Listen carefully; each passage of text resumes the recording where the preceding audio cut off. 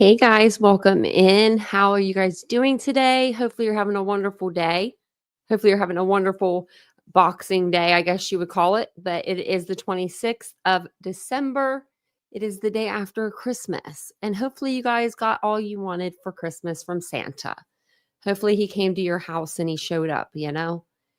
We have a chimney here, so there was like no excuse. No excuse. So, thank you guys for being here. I do appreciate it. If this is your first time on the channel, my name is Tanya or Titanium Built. You can call me either or.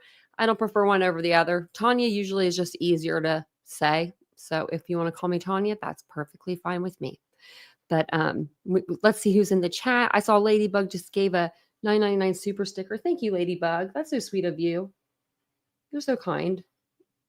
You are so kind. I want to make sure I hit the like level on that. Thank you so much. Did everybody have a good day today? Hopefully you guys did. Let me go back up to the top here. Hey, Hummingbird. Ladybug was number second. I wonder where Mary Beth is. When I don't see her name right away, I'm like, where Mary Beth? Because she's always with us. She's always with us. She's allowed to be tired though. She's allowed to get tired.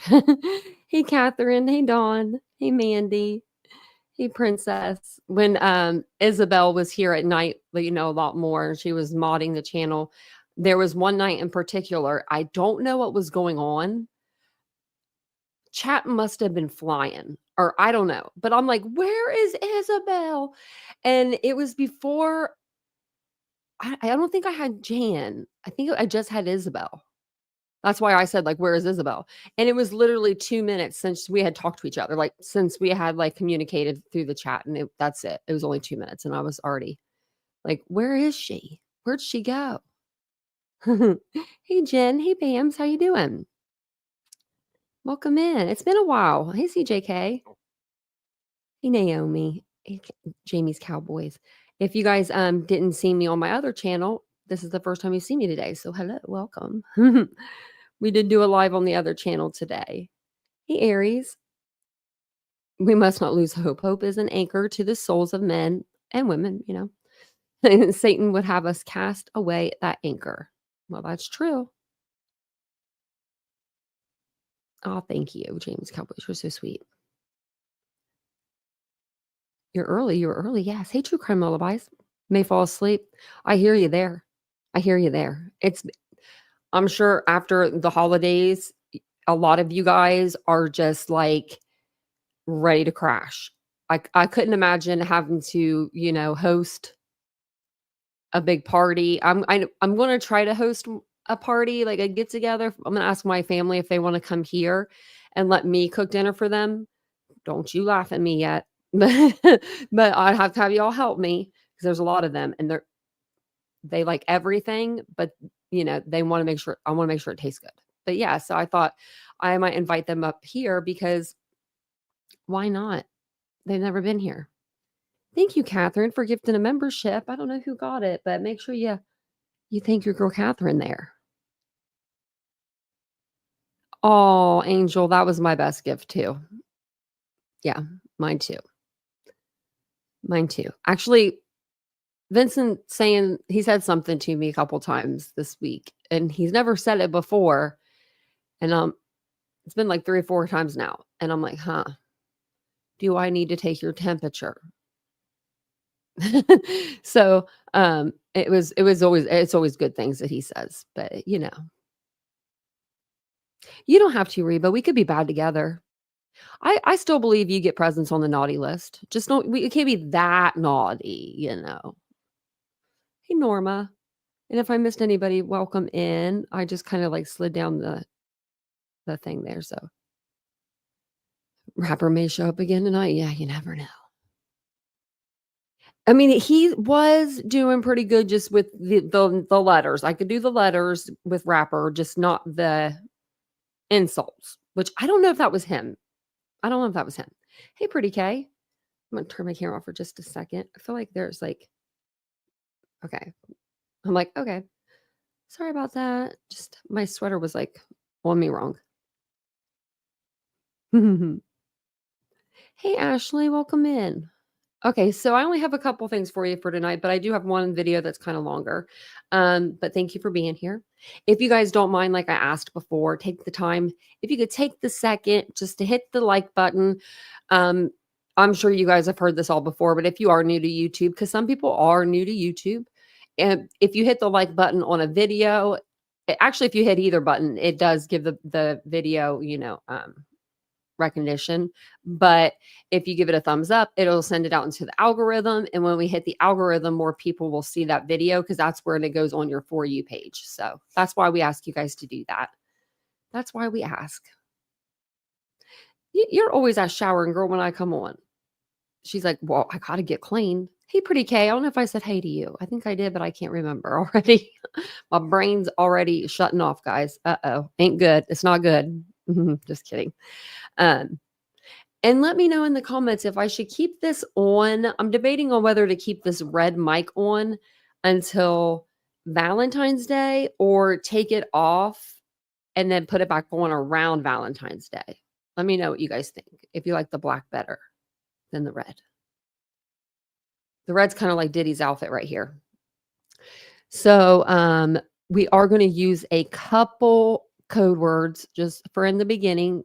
I think we're pretty far into the live. They may not get me. But if I don't have to, I try not to censor it too much. So Sean Diddy Combs, legal troubles explained, from freak offs to sex trafficking, charges to 120 upcoming lawsuits.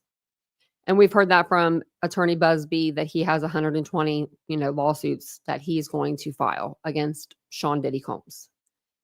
So, and now Sean's not the only one in the hot seat. Other people are beginning to be sued, and stories are starting to come out from about other celebrities, like including Jay-Z. So my playlist may be getting smaller and smaller because I liked the old rap kind of, the old school kind of style. Like the, 90s, early 2000s, but not anymore. I'm going to put my glasses on actually to read this because that would be the good thing to do. You decorate next for Valentine's Day? See, my mom used to do that.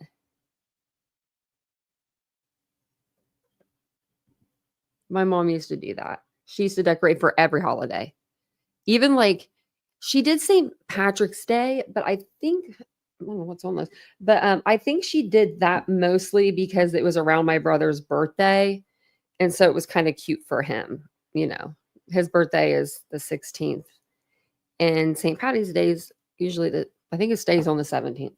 It's always on the 17th, the day after. So we're going to go over this article here, if you guys don't mind. And it has like a timeline of who and when people started suing him. So Sean Combs, long known by rap aliases like Diddy and Puffy. He's also known for a few more, but is facing an avalanche of lawsuits and legal trouble. The latest in his ongoing issues includes lawsuits filed on Friday by two women who made similar allegations of being rugged and assaulted. The first suit, filed in New York by a Jane Doe, claims that Combs spiked her drink at a charity basketball game in 1991 and essayed her. After the encounter, she told Combs that she would tell her friend about the incident, which he discouraged her from doing because people can come up missing and the friend would never know. LaTroya Grayson filed the second suit in New York against Combs, Atlanta Records, Delta Airlines, and more. She claimed that she won a radio contest in 2006 to fly from Oklahoma to New York City to attend one of Combs's white parties.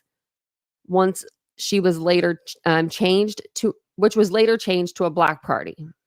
After consuming a pre-made drink, she felt sick and tried to go to the bathroom, waking up later at the hospital with her skirt ripped, her underwear missing, and her wallet stolen. The day after she returned home from New York, she received a call from an anonymous woman who threatened her and said that pursuing anything related to assault would be futile because Combs was a celebrity and that she would just be wasting her time. Ooh. So below is an overview of the accusations that have been levied against Combs, as well as the answers to frequently asked questions about his case. So we know why he's in jail, but we're going to read through this. Why is Combs in jail? Combs is currently incarcerated at the Metropolitan Detention Center in Brooklyn, alongside his buddy Luigi Mangoni now. So he was arrested on September 16th this year in Manhattan by Homeland Security on charges of racketeering and trafficking. He pled not guilty to the grand jury indictment. He was denied bail by 2 separate judges and is set to remain behind bars until his May 5th, 2025 trial. He tried everything to get out. I mean, including selling his mama's home. He threw it on the market too. Combs could face life in prison if found guilty of the racketeering charge. Evidence of the charges was sought on March 25th when the Department of Homeland Security raided the rapper's home in Miami, New York, and Los Angeles. Electronics, including computers, were seized due to containing potential evidence. It says, what are the freak-offs? Oh, thank you, True Crime Lullabies. That's so sweet of you. Thank you. Thank you for supporting the channel. Thank you so much. So what are the freak-offs? The federal criminal indictment, and we read through that, describes Diddy's wild sex parties filled with illegal activity known as freak-offs in great detail. They would frequently involve group sex, exhibitionism, sex workers, copious amounts of rugs and baby oil, and could be filmed and last for days. How did Cassie Ventura's allegations start a wave of investigation into Combs's behavior? Let me put my desk up just a tad bit. Combs' high-profile ex-girlfriend, singer Cassie Ventura, filed a lengthy lawsuit against Combs on May 16, 2023, accusing him of sexual abuse, rape, and trafficking. This included Ventura's accusation that she participated in numerous freak-offs, where, as detailed in her lawsuit, Combs treated the forced encounter as a personal art project, adjusting the candles he used for lighting to frame the videos he took. The lawsuit was settled privately the next day with undisclosed terms. On May 17, 2024, CNN released hotel surveillance footage of Combs beating Ventura in Los Angeles in 2016, which led to Combs issuing a public apology. The worst public apology I've ever seen. Almost worse than the lady with the ukulele. The sole time he acknowledged wrongdoing since his saga began. What lawsuits and allegations came after Cassie filed? So Ventura's headline-making lawsuit action was just the beginning of a wave of legal action against Combs from women and men he allegedly assaulted. People started coming forward left and right. His attorney, Erica Wolf, issued a statement on October 1st denying his culpability at the upcoming wave of suits. Mr. Combs empathetically and categorically denies as false and defamatory any claim that he SA'd anyone, including minors. He looks forward to proving his innocence and vindicating himself in court, where the truth will be established based on evidence, not speculation. Well, I think they have some evidence. I mean, I don't know if this is Joy. I'm assuming that's how you say it. Let's see what the thing says. Joy. Yeah, Joy Dickerson Neal. So November 23rd, 2023, Joy Dickerson Neal accused Combs of rugging and essaying her. In 91, in a separate lawsuit filed that day, Lisa Gardner sued Combs and R&B singer Aaron Hall for essaying her and a friend in 1990. December 6, 2023, a Jane Doe claimed that Combs, then Bad Boy Records president Harvey Perrier, and another man R''d her in New York City while she was a teenager. February 26, 2024, producer Rodney Jones alleges Combs SA'd him while he was an employee from September 2022 to November 2023. April 4th, 2024, Combs is named as co-defendant in a suit that he claims his son Christian King Combs SA'd a woman on a yacht. The suit filed in Los Angeles alleges that Combs paid to cover up the assault. That ain't gonna make you look any better. May 21st, Crystal McKinney, a model, accused Combs of SA in 2003. May 24th, April Lampros sued Combs for SA and battery for a series of incidents from 94 to the 2000s. June 10th of this year, Derek Lee Cardelio Smith filed a lawsuit saying he was SA'd by Combs at a 1997 party.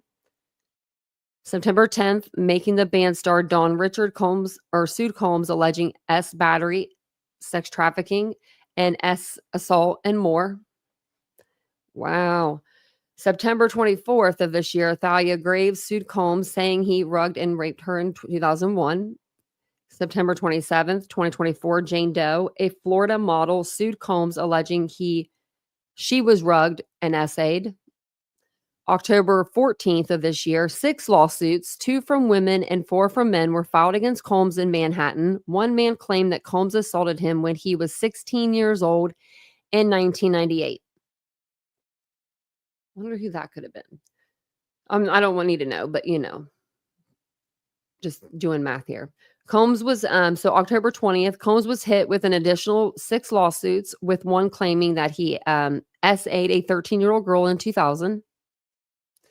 October 28th, 2024, a Jane Doe filed a lawsuit against Combs alleging that the mogul rugged and raped him when he was 10 years old.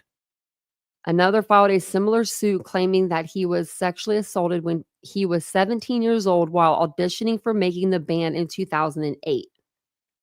A 10-year-old. November 19th, 5 additional suits were filed against Combs by 3 men and 2 women to make similar allegations of being rugged and assaulted. One of the women was 17 at the time described in the incident. December 8th, Jay-Z was added as a defendant in a refiled case, which prompted the rapper to issue a swift fury rebuttal claiming that the allegations were untrue.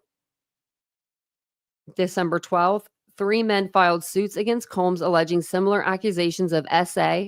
One claimed that he was offered $2,500 after an encounter where he claimed that Combs R'd him, while others filmed the incident. December 20th, 2 women filed lawsuits stating that they were rugged and assaulted during separate incidences in 1991 and in 2006. This is a lot, Welcome in, everybody. Welcome in, guys. So, December, wait, where was that? So, what further lawsuits is Combs expected to face? Well, on October 1st, Tony Busby said 120 more lawsuits were expected from alleged victims he is working with, which include assaults that took place in 2000s and 2010s. In a statement shared with Variety, Combs' attorney said the press conference and 1-800 number that preceded today's barrage of filings were clear attempts to garner publicity. Mr. Combs and his legal team have full confidence in the facts, their legal defense, and the integrity of the judicial process. In court, the truth will prevail, that Mr. Combs has never SA'd anyone, adult or minor, man or woman. The first batch of 6 lawsuits filed on October 14th lays out allegations from several men and women, including then 16-year-old boy.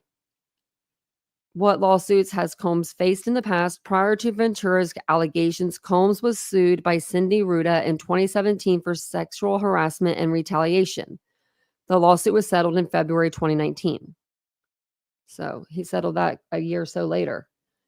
That's kind of crazy that it took him that long to settle it. Okay, so that was the timeline that I wanted to kind of give you guys. And now we'll go on to, there is a new video out that has a little bit about, that has Diddy and Jay-Z in it. So it highlights 7 new case developments that were revealed. We'll see if that's what they actually do, because we've watched these before and they didn't. It is a longer video, so if we do get bored with this video, we can move on to something else. But I will talk throughout the video. That way, it's fair use, and that way we can kind of just talk through the video because that's why we do it on the channel. What else was I going to say? Oh, before we get to the video, if you would like to sign up or become a member of our beautiful, beautiful channel, I would love to have you become a member. So I will put the link in the chat for you guys in just a moment if you guys would like to become a member of the channel. So, and look at that, Gone Girl just gifted 10 memberships. So look at all y'all. Thank you, Gone Girl. Thank you so much. You really support the channel a lot. Thank you so much. I appreciate you. Okay, so yeah, like I said, this is a little bit longer, but we'll watch it. It has to do with Jay-Z. I don't know if he's included in this, but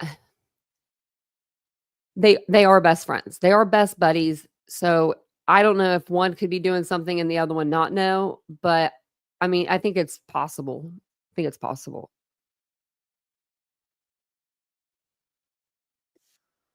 Let me actually share this with you guys. That might help, huh? There we go. Allegations against him, they better have the proof to back it up. And his legal team put the court on notice that they are demanding a hearing. They say apparent inconsistencies in a woman's story after she accused the music mogul of raping her when she was a teen means the whole thing should get tossed out. Welcome to Sidebar, presented by Law and Crime. I'm Jesse Weber. Jay-Z and his attorneys have come out swinging in response to the superstar being named alongside Sean Diddy Combs in this rape lawsuit, something that we've talked about here on Sidebar. This anonymous accuser who says the two men raped her at a VMA's after party in 2000, the Video Music Awards. And this woman claims that she was raped when she was 13 years old. The original lawsuit was filed in October, and it named only Sean Combs. And it identified his alleged accomplice as Celebrity A. But then a recently amended complaint was filed that says that Celebrity A is actually Jay-Z, real name Sean Carter, one of the richest people and maybe well-known people in the entertainment industry. Also, this amended complaint still lists a second alleged unidentified participant here, a female who's accused of watching this rape, only identified as Celebrity B. A lot of speculation about who this person could be if this story is in fact true, but Celebrity Weren't they speculating that it was J-Lo? B, according to this Jane Doe accuser, was in that room when this alleged assault took place. Now, as soon as this news broke, Jay-Z, through his record label Roc Nation, put out a statement categorically denying that he ever did anything like this. And it became clear that he knew this lawsuit was coming out, that he knew he was about to be named because of seemingly, if you hear the parties, a breakdown in, I don't know if it's really negotiations. I'll get to that in a minute, but he knew this was coming out, put out a statement, and he even called out Tony Busby, the Texas attorney behind this lawsuit, who's already filed multiple lawsuits against Sean Combs. And Jay-Z claims that Tony Busby tried to blackmail him, allegedly saying, hey, Jay-Z, if you don't pay up, you're going to suffer the consequences on a very public stage because you will be revealed as an alleged child rapist. Now, part of the statement through Roc Nation or through Jay-Z said, quote, I have no idea how you have come to be such a deplorable human being, Mr. Busby, but I promise you, I have seen your kind many times over. I'm more than prepared to deal with your type. You claim to be a Marine? Marines are known for their valor. You have neither honor nor dignity. Oh, wow. So certainly not a tepid response from Jay-Z, to say the least. And by the way, per the New York Times, we also found out that Jay-Z reportedly was that unnamed celebrity, John Doe, who sued Tony Busby for extortion and intentional infliction of emotional distress before Jay-Z was officially named in this amended complaint. And he basically outlined what he's accusing Busby of now, that he felt like he was being extorted, either pay up or be exposed. And we didn't know who John Doe was at the time, and now it seems like it's Jay-Z. But what is happening right now? This is what we want to talk about. Here's the big thing. So there are apparently some reported inconsistencies coming to light in regard to Jane Doe's memories of what she says happened that night, the night that she says Jay-Z and Sean Combs attacked her. And Jay-Z's legal team has pounced on that. They are trying to get this case completely thrown out. So first, quick reminder of what Jane Doe says allegedly happened to her back in 2000. So she claims, even though she was just 13 years old, She claims she got dropped off at Radio City Music Hall in New York City, where the VMAs, the Video Music Awards, were being held. Now, she says she didn't have a ticket, so she wandered around outside, maybe hoping to see a celebrity or two. But who did she see? Instead, she sees one of Combs' bodyguards, who allegedly told her to come back later that night, and then he would take her to a home where Combs was throwing a VMAs after party. So when Jane Doe gets to this home, she believes that the drink she was given was laced with drugs, because she said she started feeling woozy and disoriented. And she says when she went to find a room to lay down in, that is when she was assaulted. By the way, if I could just brag for a quick second. So Long Crime, sidebar, we are so successful because you guys day in and day out trust us to deliver the balls and strikes. He's going to give us a little commercial. Link in the description. Supporting them means supporting journalists like us committed to delivering the truth. The complaint says Combs entered the room along with defendant Carter and a female celebrity, Celebrity B. Plaintiff immediately recognized all three celebrities. Combs aggressively approached plaintiff with a crazed look in his eyes, grabbed her and said, "You are ready to party." Combs then threw plaintiff toward a wall, causing plaintiff to fall. Plaintiff got up and stumbled, at which point Combs grabbed her again and threw her on the bed. At that point, Carter began removing plaintiff's clothes as she grew more and more disoriented. And from there, Jane Doe claims that both Jay-Z and Sean Combs raped her before she was finally able to get away. Again, both men have adamantly denied that this happened. Let's talk about what happened last weekend. This was major. Jane Doe apparently spoke with NBC News in an interview that aired last Friday night. And she acknowledged that her story does have some inconsistencies. So Jane Doe was quoted as saying, "I have made some mistakes." She said, though, she stands by her allegations overall, but says since this happened 24 years ago, some details may have been lost to time. But what exactly are those apparent inconsistencies? Well, Jane Doe said that after the alleged rapes, she was able to run away from the home and found a gas station where she was allowed to use the phone. And she said she called her dad to come pick her up. The problem with that is her father told NBC News he didn't remember that. And that if he had come to pick her up, it would have been a 5-hour drive. On top of that, he told NBC News that he never even heard of this alleged attack on his daughter until the reporters came asking questions. Also, Jane Doe claimed that she had spoke to or saw Benji Madden at this VMAs after party. He, of course, is the lead guitarist for the rock band Good Charlotte. But his representatives told NBC News that he was in the Midwest on tour at that time. So with that now coming out. Was his brother in the band too? Benji Madden's brother? They were both in the band, right? It couldn't have been his brother that she saw, because they do look very similar. But I think he's also in the band, so never mind. Alex Spiro, this is Jay-Z's high-powered attorney, sent a letter to the judge calling the allegations a sham. Quote, she claims the assault took place at an after party at Mr. Combs' home, but photos that night show Mr. Combs and Mr. Carter at Lotus nightclub for the after party. When pressed, the plaintiff admitted she was guessing about key details, including the time it took to reach the venue. She admits she has no single corroborating witness over the last 24 years. Now, that's a very good argument. I guess the other argument could be, man, I hope she is not like fruit from the poisonous tree, and she spoils the whole damn bunch. Maybe they went to Lotus, but maybe they also went to this other after party as well. Just put that to the side. Now, NBC News did report that they tried to locate a friend who allegedly drove Jane Doe to the VMAs that night, but it appears that person has since died. And they indicated that they tried to reach out to this person's relatives, but no luck. Jay-Z reportedly told NBC, this incident didn't happen. And yet he filed it in court, meaning Tony Busby filed it in court and doubled down in the press. And he added, true justice is coming. We fight from victory, not for victory. This was over before it began. This 1-800 lawyer doesn't realize it yet, but soon. So what did Tony Busby say in response to all of this? Well, he released a statement defending himself, saying, look, Jane Doe's case was referred to me by another firm where her story had allegedly already been vetted. He wrote, our client remains fiercely adamant that what she has stated is true to the best of her memory. We will continue to vet her claims and collect corroborating data to the extent it exists because we've interrogated her intensely. She has even agreed to submit to a polygraph. I've never had a client suggest that before. It's an interesting response. It's almost, in a way, in my opinion, couching a little bit her allegations. And there seems to be, just in my opinion, maybe a little bit of doubt there. So couching where this could go. But for her part, as I said, she's defending herself. This unnamed Jane Doe said to NBC, quote, "You should always fight for what happened to you. You should always advocate for yourself and be a voice for yourself. You should never let what somebody else did ruin or run your life. I just hope I can give others the strength to come forward like I came forward." Now, quick sidebar here on this.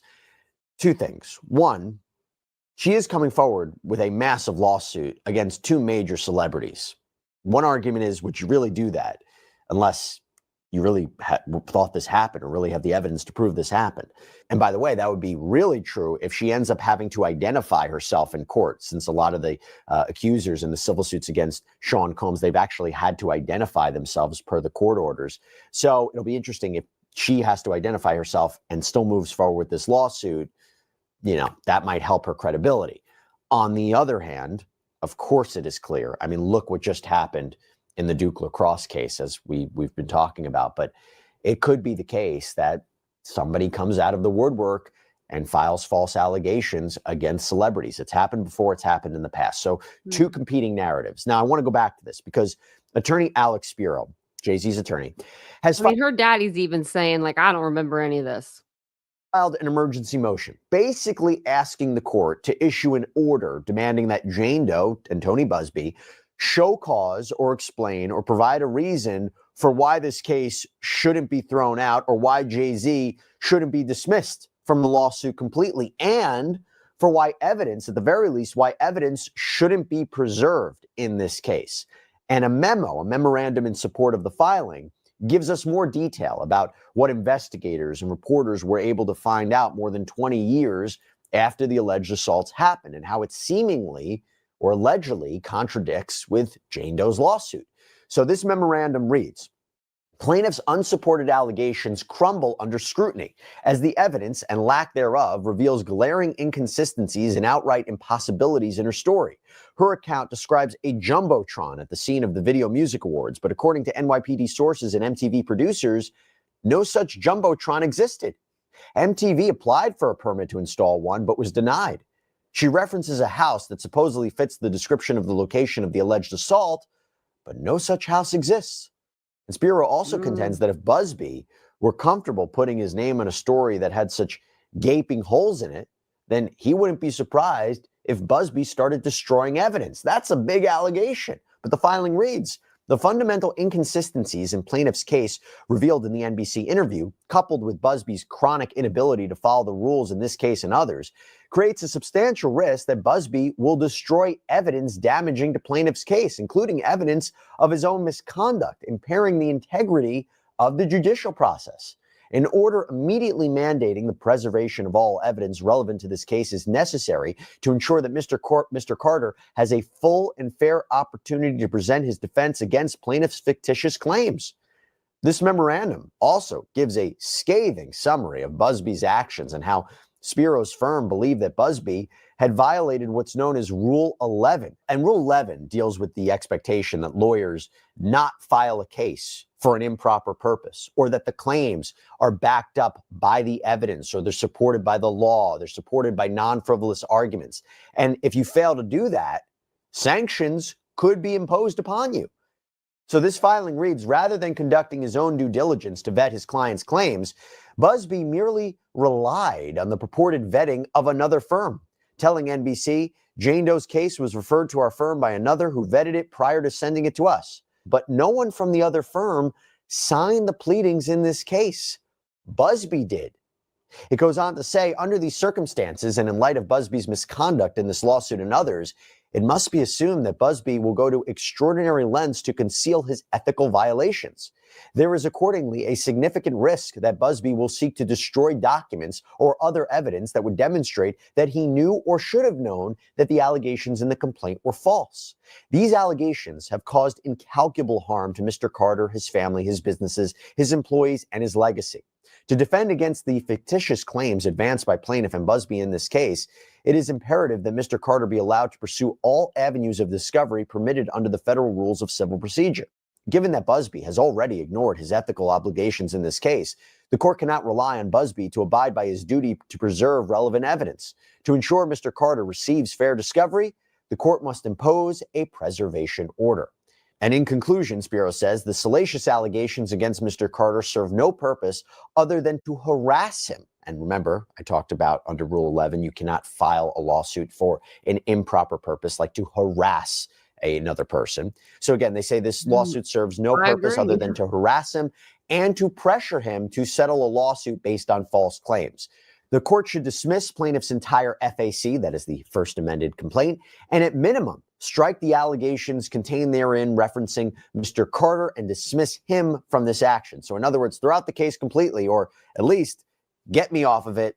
Do what you want to do with Sean Combs.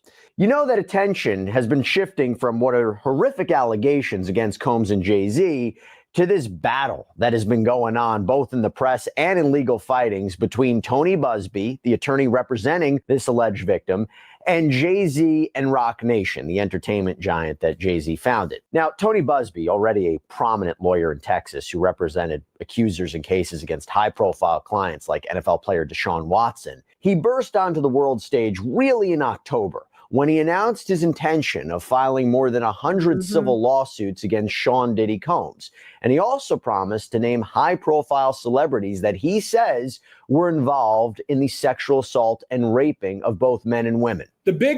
He also said after this press conference, he received like 12,000 phone calls. Secret in the entertainment industry that really wasn't a secret at all has finally been revealed to the world.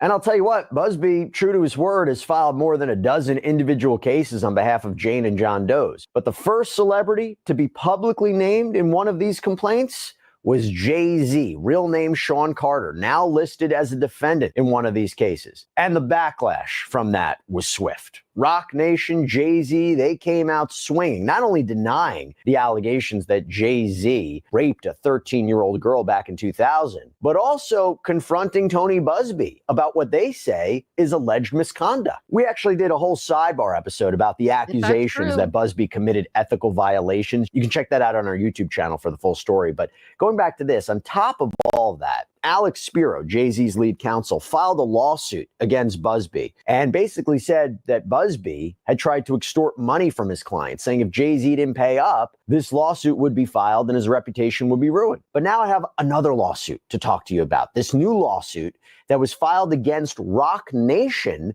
by one of Busby's former clients. And this accuses the media company of essentially, allegedly trying to buy him off. So the lawsuit claims that Roc Nation paid people to impersonate officials, use fake badges, and offer money to people who agreed to file lawsuits against Busby's law firm. What? Again, now Jay-Z's number one enemy. We got our hands on this complaint that was filed in Harris County, Texas, with a man named Gerardo Garcia as the plaintiff. And Garcia is a former client of the Busby firm who says he was approached at his home by some of these alleged bad actors. This lawsuit names multiple defendants, by the way. Marcy Bryan Croft, an attorney who works with Roc Nation, her law firm, MJ Legal, investigator Jessica Santiago, Roc Nation, and Quinn Emanuel, Urquhart, and Sullivan. This is the law firm that represents Jay-Z, often just referred to as Quinn Emanuel. Now, the lawsuit begins, defendants have conspired to obstruct justice by engaging shadowy operatives to illegally seek out more than 24 current and former clients of the Busby law firm to convince those clients to bring frivolous cases against the Busby law firm. Defendant Roc Nation is financing the effort. Its attorneys, Marcy Croft and Quinn Emanuel, are orchestrating the effort. Quite the accusations. And the complaint accuses the defendants of basically committing barratry. It's a legal term you might not have heard before, but it's the act of encouraging someone to file frivolous lawsuits so that their attorney can make money. So here are the alleged facts as laid out in the complaint. On behalf of two clients, Tony Busby and the Busby Law Firm sent demand letters to Sean Jay-Z Carter's attorneys in New York. The letters made no monetary demand. They only sought a confidential sit-down to discuss the client's allegations. Again, this is the client who claims that she was raped by Jay-Z and Sean Combs. In response to the two letters, defendant Quinn Emanuel filed suit against the Busby Law Firm. This is that lawsuit that was filed by Sean Carter. This is the one where he says that he was extorted by Tony Busby. And this, by the way, he was first filed as a John Doe. We didn't know it was Carter yet. This was filed before he was officially named in this lawsuit that he allegedly sexually assaulted a 13-year-old girl. Going back to the statement, it says, that suit alleged that the firm was trying to extort Sean Jay-Z Carter. That lawsuit was and is frivolous and will be dismissed. Several weeks later, the Busby Law Firm, on behalf of one of the clients who sent the demand letter, filed a lawsuit against Mr. Carter. At or around that time, defendant's conspiracy began. One such target of defendant's solicitation was plaintiff Gerardo Garcia.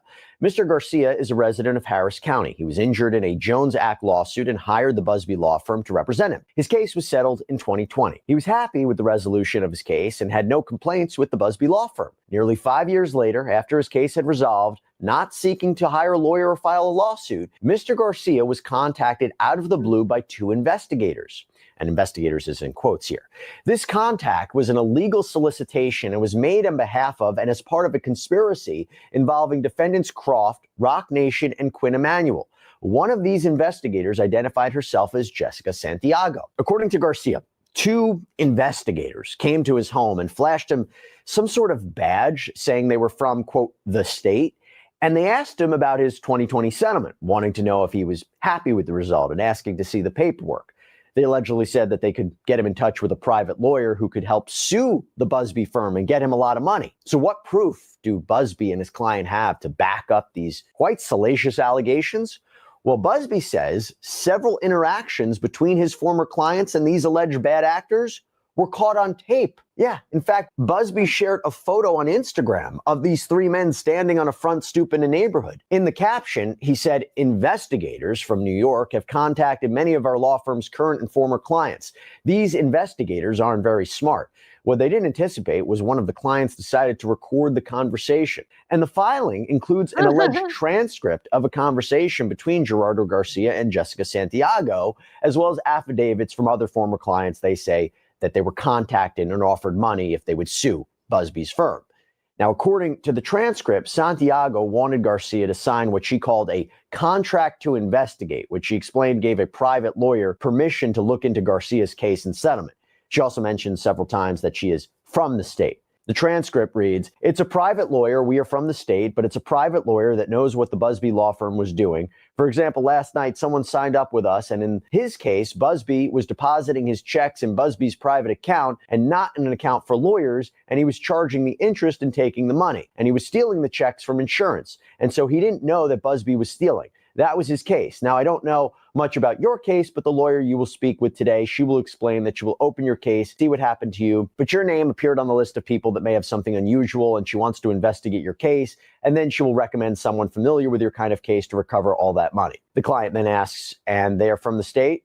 The PI replied, according to the transcript, the lawyer is from here, Texas, and also has a license in New York. Us, the investigators, are from the state, but we are not lawyers. Now, Santiago reportedly goes on to claim that 70 people are involved in a class action lawsuit against Busby, and she allegedly tells Garcia that the lawyer she wants him to talk to is Marcy Croft from NJ Legal. Again, this is a private firm, but Croft reportedly does work with Rock Nation. Now, in the filing, Busby included a screenshot of one of Croft's posts on Instagram where she gave a shout out to Rock Nation and Jay-Z, saying she was proud to be a small part of a great team. Now, the filing also includes another alleged transcript of a recorded telephone conversation, but it is unclear when this conversation exactly happened or who exactly was participating. But based on the fact that this was included in the lawsuit, I think we can conclude that the person on the call is a former client of Tony Busby's. But he apparently tells the two attorneys on the other end of the phone that he didn't want to answer any questions about his case, including who his lawyer was, but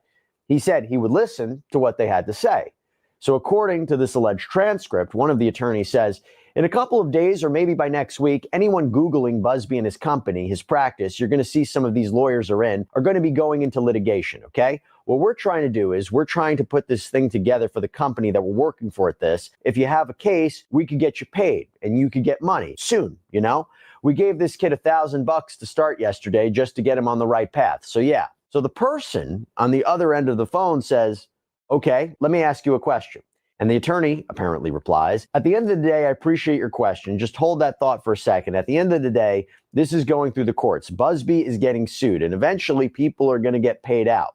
Now, it's up to you if you want to be a part of, and that is where the recording ends. So, the allegation that former clients are being offered money to file a lawsuit is actually backed up by two affidavits included as exhibits here in the filing. In one, a Louisiana woman named Skylar Taylor says that three men from New York showed up at her grandmother's home multiple times, unannounced, uninvited. In her notarized statement, she says, when I spoke with these men, they stated they were investigators hired by an attorney to contact clients of the Busby's law firm to join a class action against the Busby law firm. They refused to provide any further information on who they were, what investigation company they worked for, or what attorney hired them. Without knowing any of the details of my case, these men attempted to convince me to file a lawsuit against my attorneys at the Busby law firm. These men offered me money to sign on as a client with them. These men stated that they and or the attorney that hired them paid a former client of the Busby law firm $1,000 to sign on with them as a client and sue the Busby law firm. And then we have this affidavit from another woman in Louisiana. Her name is Shannon Champagne, and she tells apparently a very similar story. But she says she was offered a much larger sum of money. Her statement reads, these men offered me money to sign on as a client with them. Specifically, they'd offered me $10,000 in exchange for signing with them as a client. Now, attorney Marcy Croft responded to this lawsuit in a statement to USA Today, saying, Tony Busby has now conjured up fantastical allegations against me and my firm, well-known corruption fighters, in a desperate attempt to distract from his mounting legal woes. We look forward to addressing these false allegations and having them dismissed. Rock Nation also responded, and this is a statement also that was obtained by USA. It says, Tony Busby's baloney lawsuit against Rock Nation is nothing but another sham. It's a pathetic attempt to distract and deflect attention. This sideshow won't change the ultimate outcome, and true justice will be served soon. So we wanted to know more about this apparently pending litigation against Tony Busby. So we did a little bit of digging, and we found out that just a few days ago, a Louisiana man filed a lawsuit against the attorney and his firm. According to the complaint, Adam Guidry was a ship captain who was severely injured on the job. And in the filing, it states the Busby defendants told Guidry his case was worth $1 million, but later coerced him into settling for less than 1/3 of that amount. In insisting that he settle, Busby defendants never explained Guidry's options, never discussed the pros and cons of trial versus settlement, never disclosed mounting expenses, and never disclosed the meager amount Guidry would receive at distribution. Instead, Busby defendants told Guidry he had no choice. Guidry was vulnerable. He had lost his job as a result of his injury. He was financially destitute. His marriage had failed, and he was struggling with addiction. Relying on his lawyers, Guidry accepted. So according to Guidry, they settled the case for $325,000. But when the case was over and the funds were dispersed, he only got, allegedly, a little more than $5,000. Allegedly, the Busby law firm kept the rest to cover fees and expenses, including $90,000 for expert witness fees, nearly $6,000 for postage and copies, nearly $10,000 for more copies, and another $9,000 Postage and copies. Come on, dude.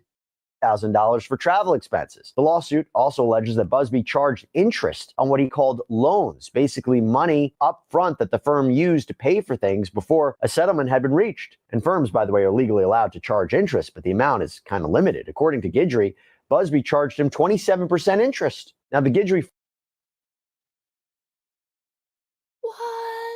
filing also talks about a similar case that was filed against the same company that employed Guidry. This is Callan Marine. It was filed on behalf of a woman named Guadalupe Garza. Now, in maritime cases, workers... That name doesn't sound like a real name to me.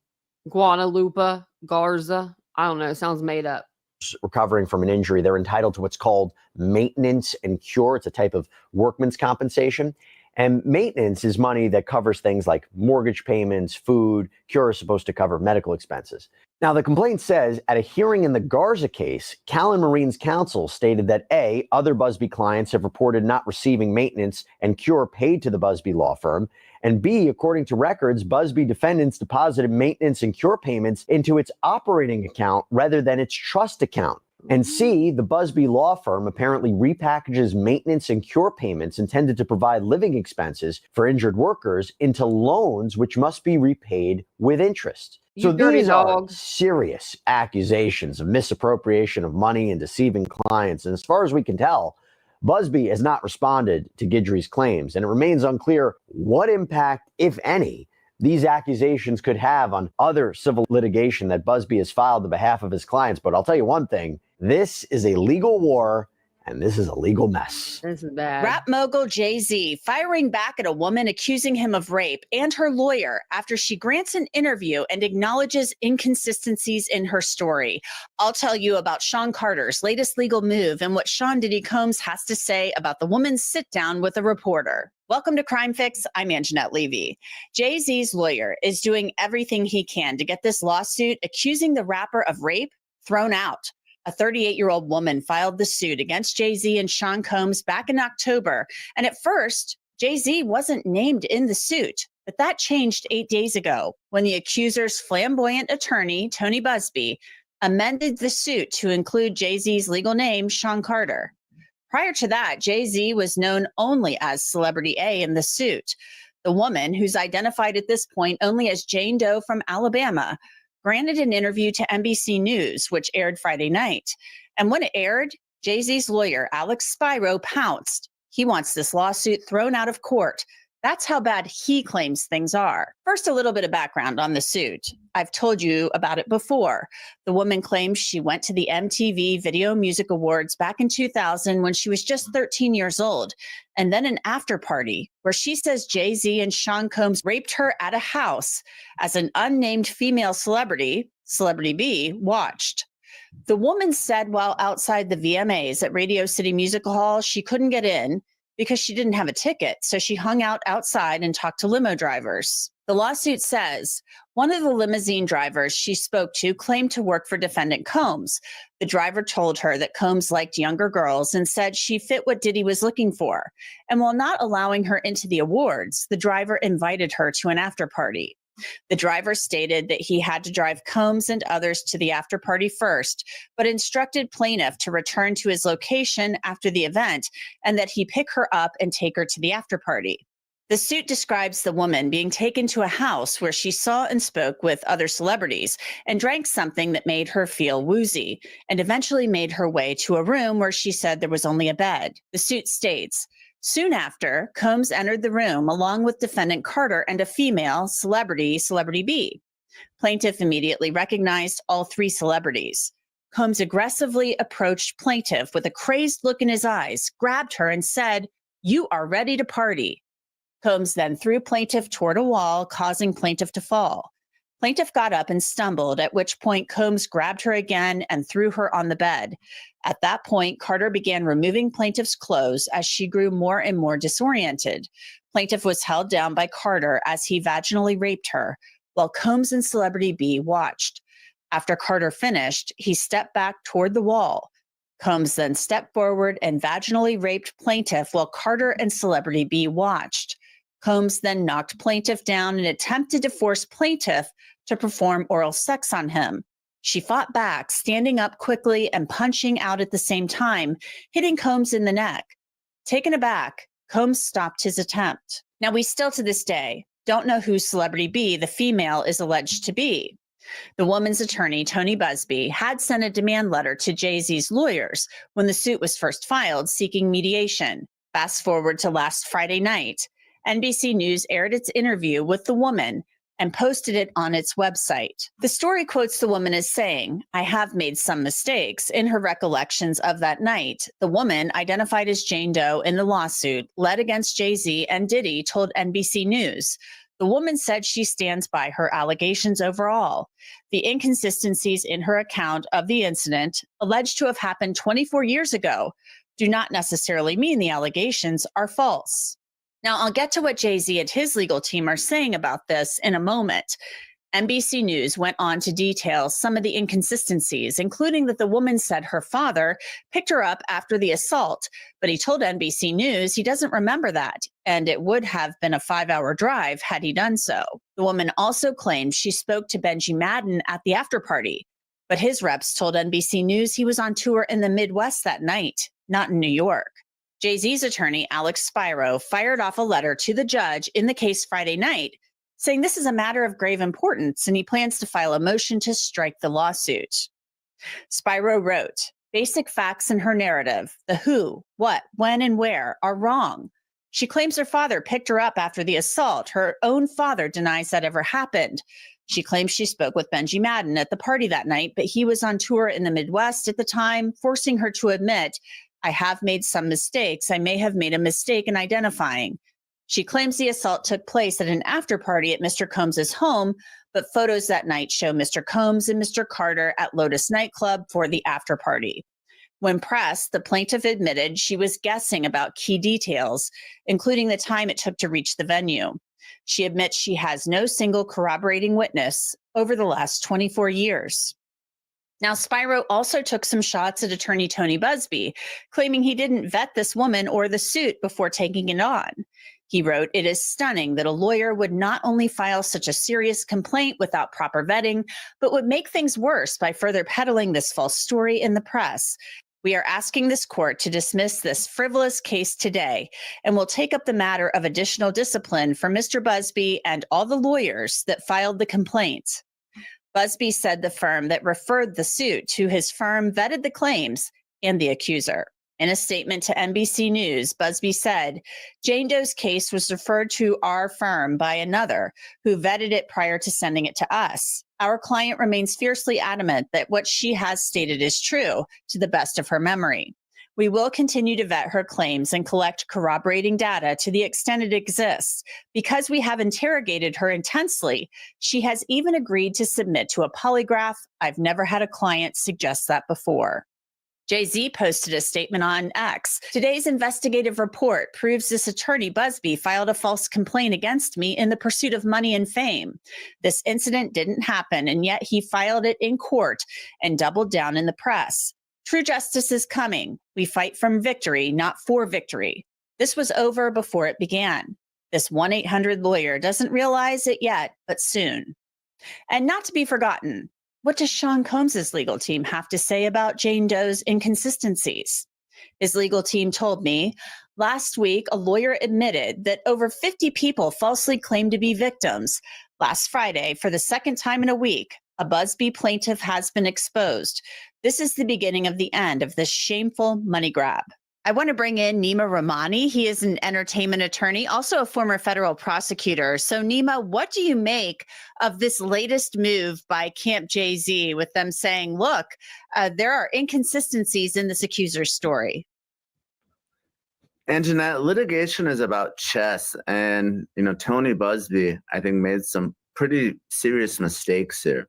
He should have known that Jay-Z was going to come out swinging, because Busby knew that Jay-Z was the one who filed the extortion lawsuit against him.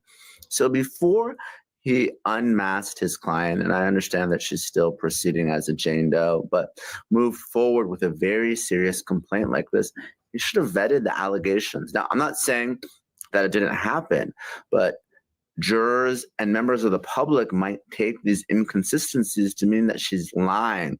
So certain things should have been done already, like ask her father if he indeed drove and picked her up that evening. That's the easy question to ask. And I understand They did. He said he doesn't remember it. that the friend who drove her to the VMAs and after party appears to be deceased, but asked if there's any other percipient witnesses. I think they should have done a little bit more vetting before they move forward with these types of allegations against someone like Jay-Z, who they know is going to fight them and call her a liar. And Jay-Z is somebody with a lot of resources. He's hired Quinn Emanuel. I mean, that's a heavy hitter law firm in New York. They're not going to take this lying down. So he's fighting this with everything he has. I mean, he's putting out statements like crazy on Twitter, and they're really fighting not only a legal battle here, but a PR battle. No question. And I'm here in Los Angeles, and my daughter used to go to school with Beyonce and Jay-Z's daughter, Blue Ivy. They have a lot of money. And I have cases against a lot of people in the entertainment industry, including Alex Spiro and Quinn Emanuel. And you got to know what their MO is, because Jay-Z is not just fighting this case, he's fighting for his reputation, for all his business dealings, for his wife. So they are going to drag this victim through the mud. So this is something you need to prepare your client for. And look, I've sued lots of people in the music industry, Kanye, Lizzo, and I prepare all my clients the same way, saying, listen, they're going to call you a liar. We need to make sure every one of these allegations is accurate, because if not, guess what? That's going to help prove their case. We need to have our credibility. We need to have our likability. So this is something that should have been done before. And the problem is, NBC is fantastic, but now in the past week or so, we've had 2 victim interviews, one with CNN and one with NBC. And the vetting that NBC did was really sort of surface level that should have been done by Busby's firm already. And, Busby's response was, well, we got this case referred from another firm that vetted it, but that doesn't really absolve you of your responsibility as a plaintiff's lawyer. Again, I'm not saying that this means that the victim is lying. I don't remember what I had for breakfast this morning, so much less something that happened 24 years ago. But you have to anticipate this if you're Busby and his firm, and I think he did a poor job doing so.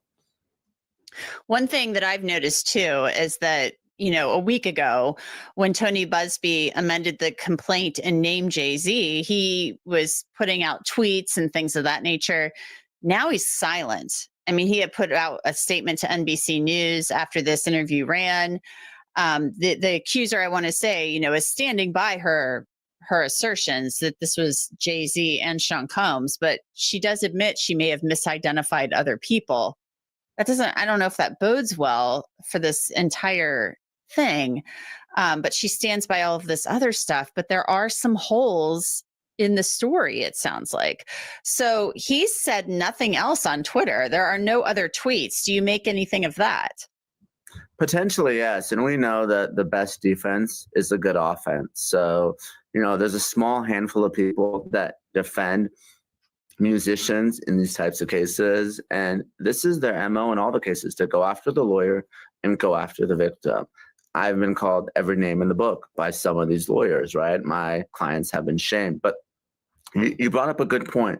Someone like Benji Madden, right? Another celebrity who, at least according to the complaint, was there. And there's this discussion about his tattoos and the religious significance. And it turns out he was nowhere near New York on that date. He was touring in the Midwest. So that's a pretty significant statement that turned out to be inaccurate. And maybe Busby is doing a little bit more vetting now, because anytime you bring a case like this in, Jeanette, that's decades old, and the victim admits that she didn't tell anyone, right? There's no contemporaneous report.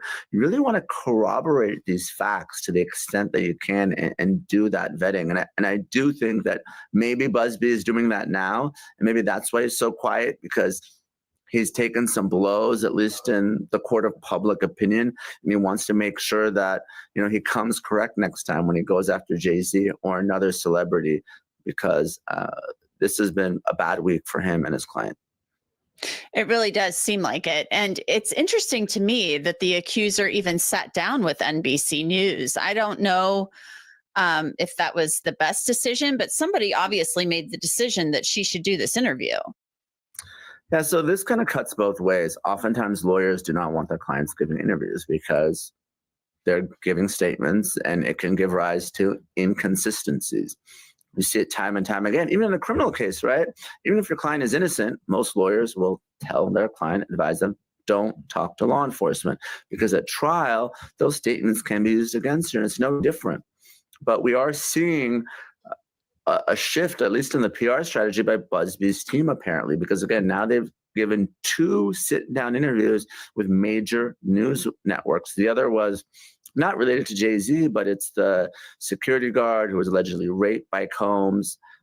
That was a pretty extensive interview with CNN, and now we have this NBC interview by this specific victim. But if I'm Busby, I want to make sure that I really start looking for that corroborating evidence to see if there's other victims that may have accusations against Jay-Z, because we know oftentimes when there are abusers, they don't necessarily just abuse one person, to see if we can do anything to corroborate and bolster this particular case, because it's hurting a little bit right now.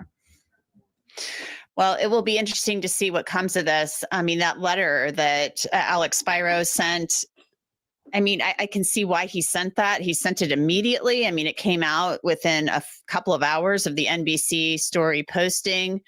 You know, I will be interested to see how the judge responds moving forward. But it doesn't, I mean, at this point, do you see this not looking good for the accuser? Potentially. Again, it's just one defeat. We talk about chess, right? Maybe Busby's lost a particular piece, but the case isn't necessarily over. He says he believes his client is insisting on moving forward. Ultimately, these are factual determinations for a jury, but they need to know that there's going to be a lot of mud that's slinged at them over the coming weeks and months until this case goes to trial. We know Spiro's MO, right? He's going to try to unmask this client, right?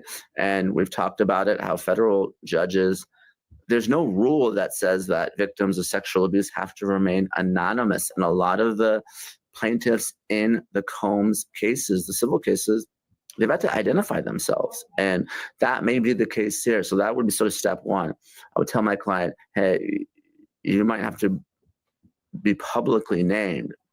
And then, you know, obviously, As of right now, they're not publicly naming them. Busby has resources. He has money. He needs to hire investigators and then to go back and do this type of investigation. And again, the easiest step would have been Dad, because obviously they have access to him. But anyone else that she may have been friends with that can verify that she was even there that evening, right? Just basic steps like that. Who else was at that after party? Let's contact them. Let's start asking questions. I think that investigation is going to be very, very important, because if you lose the court of public opinion, jurors, even though they're supposed to decide the case solely based on the facts and evidence of that case, we've seen time and time again, and Jeanette, and we've talked about it, how public opinion matters, right? It can be in the Johnny Depp case, it can be in the Luigi Mangione case. It doesn't matter what the case is. So you got to make sure that that's all buttoned up if you're going to move forward and give these types of interviews and make these types of accusations. Okay, dokie. Thank you very much for that. I was like, okay. You got a new computer? Green Eyed Monster? What kind of computer did you get? I'm waiting on one.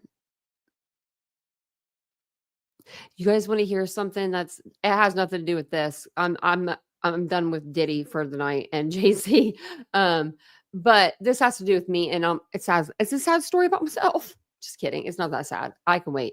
You know that chandelier light I was like explaining to you guys I got like a month ago off Amazon? It was finally going to be here today. Yeah. Well, it's not coming till January the 8th now. I'm like, you son of a gun. So that kind of sucks. I was like, I wanted to put that light up. So I might just cancel it and get a different one. I don't know yet. I haven't decided, but that's what I have. But I need to get a new one. I'm getting a new one. This one is actually, are y'all kidding me right now? The screen is, for once in its life, it's not messed up. The top of it is usually like, it gets like lines. I only had it for 3 years. But yeah, it's working good right now. Huh.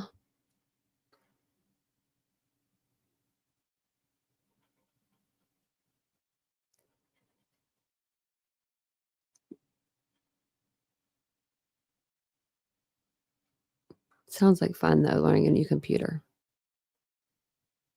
But at least with this one, I have a Mac, so I don't have to learn how to do a Mac, go from a regular computer to a Mac, because that's a completely different, it's just different. But I am going to jump off here. Thank you guys so much for spending a little bit of your evening with me. I'm going to try to start doing short videos after the lives. And that way, like, if you guys can't stay for the whole live, you'll get like the bits and pieces of it that you need. So if you ever need to, you can always just revert back to my video shorts or my videos, and I'll have it posted in either one of those places. I may do them daily, or I may do them like I don't know, maybe like twice a week. So that way you'll have them. But yeah. I had to have my son come and turn it on and get me on YouTube. Yeah, if you've never had a Mac before, bless your heart. it's a lot different.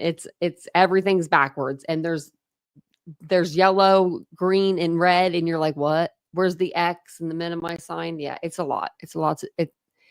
It'll take you a little while. It took me I'd say a good 6 months.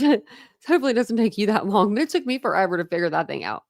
But there's a lot of, if you get like, well, you have a laptop. I have an Apple like keyboard, but there's a lot of like different commands you can like program into these, like short commands. So that's pretty cool. But thank you for being here tonight. I do appreciate you guys. I'll see you guys all tomorrow. I may do a live like I did today on the other channel. It's Unfiltered with Tanya. I'll have the link and everything on our channel. I'll put on a community tab. That way you guys know. Also, I will be back here tomorrow at 9:15 p.m. Eastern, 9:15 p.m. Eastern Standard Time to talk true crime with you guys. So have a wonderful evening and have a wonderful day tomorrow. Bye, guys.